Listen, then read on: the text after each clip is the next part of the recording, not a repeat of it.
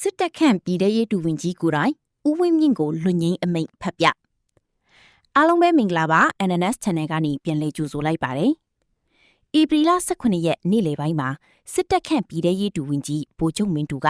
လွတ်ငင်းခွင့်အမိန့်ကိုတောင်ကိုအကျဉ်းထောင်အတွင်းအကျဉ်းချခံနေရတဲ့နိုင်ငံတော်သမ္မတဦးဝင်းမြင့်ရှိမောက်မှာဖတ်ပြတဲ့ချိန်လက်မှတ်ထိုးဖို့ညှင်းဆိုခဲ့လို့ဆိုပါတယ်။သမ္မတကြီးကဥပဒေသမားလေးဖြစ်တဲ့ဥပဒေကိုကောင်းကောင်းနားလဲပါတယ်။41ရက်သဘောကပြစ်မှုကျူးလွန်ခဲ့တဲ့အတွက်ရှော့ပေါ်လိုက်တယ်။နောင်အကယ်၍ဒီပြစ်မှုမျိုးထပ်ကျူးလွန်ရင်တပေါင်းတည်းကြခံရမယ်ဆိုတဲ့သဘောပါ။အဲ့ဒီတော့သူကပြစ်မှုကျူးလွန်ခဲ့ခြင်းမရှိဘူး။၅ပါးတိလာလုံခြုံနေသူဖြစ်တယ်။အဲ့ဒီတော့နိုင်ငံရေးအရာပြစ်ဒဏ်ကြခံရပြီးမြင့်ပြစ်မှုကျူးလွန်နေသူတွေလက်မှတ်ထိုးရတဲ့41အပိုက်1ကိုသူလက်မှတ်မထိုးနိုင်ပါဘူး။ဒါကိုအထက်ကိုတင်ပြပါလို့ပြောတော့အထက်ကိုတင်ပြပြီးတဲ့အခါမှာသူတို့တာဝန်ရှိလူတွေက41အပိုက်1ကိုဖတ်ပြမယ်။သမ္မတကြီးကလည်းကြားတယ်။အဲ့ဒါဆိုရင်လုံလောက်လို့သူတို့ပြန်ပို့မေးဆိုပြီးတော့အခုပြန်ပို့လိုက်တာပဲဖြစ်ပါတယ်။သမ္မတကြီးကစိတ်ရောကိုယ်ရောကြမ်းကြမ်းမာမာနဲ့ထိမ့်သိမ့်မခံခင်ကအတိုင်းပဲတွတ်တွတ်လက်လက်မိသားစုနဲ့ပျော်ပျော်ရွှင်ရွှင်ပဲရှိပါတယ်ခင်ဗျာ။သမ္မတကြီးလွတ်လာတာတော့ကျွန်တော်တို့အတွက်အင်မတန်အားရှိတဲ့အချက်ပါပဲခင်ဗျာ။ကျွန်တော်တို့ရှေ့ဆက်ပြီးတော့နိုင်ငံရေးအရာဘယ်လိုဆောင်ရွက်မယ်ဆိုတာကိုသမ္မတကြီးကျမ်းမာရေးအရာစီးစစ်မှုခံယူပြီးနောက်မှာ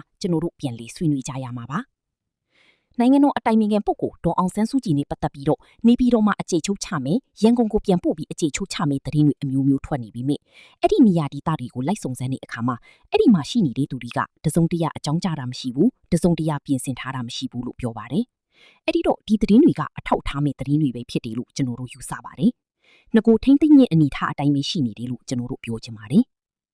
မြန်မာနိုင်ငံလက်ရှိကြုံတွေ့နေရတဲ့အကြက်တာဟာကျွန်တော်တို့မြင်တာကတော့အင်မတန်ကိုအရေးကြီးတဲ့အခက်ခဲဆုံးအခြေအနေကိုရောက်နေပါပြီ။အဲ့ဒီတော့အပေါ်ရန်ကျိုးအပြောင်းလေးလောက်နေမပြီးဘဲနဲ့အခြေခံကြတဲ့အပြောင်းလေးမျိုးကိုနိုင်ငံပေါ်မှာစီဒနာထားတာတတ်နဲ့အောင်မြင်အောင်ဆောင်ရွက်ဖို့လိုပါပြီ။အပေါ်ရန်လို့ယုံနေတော့ကျွန်တော်တို့ပြုပြင်ပြောင်းလဲနိုင်မယ့်ကိစ္စမဟုတ်ပါဘူး။လေးလေးနက်နက်ထားပြီးတော့အဖက်ဖက်ကနေပူပေါင်းဆောင်ရွက်ရမယ့်အခြေအနေဖြစ်ပါတယ်။ဘတ်တစ်ဖက်သေးကမိမိလိုလားချက်ကိုရှေ့တန်းတင်ပြီးမိမိလိုချင်တာကိုပဲရအောင်အကောင့်ထိဖော်နေမိဆိုရင်တော့ကျွန်တော်ဒီနိုင်ငံအတွက်ကအလားအလာမှန်မောနေမှာပါ။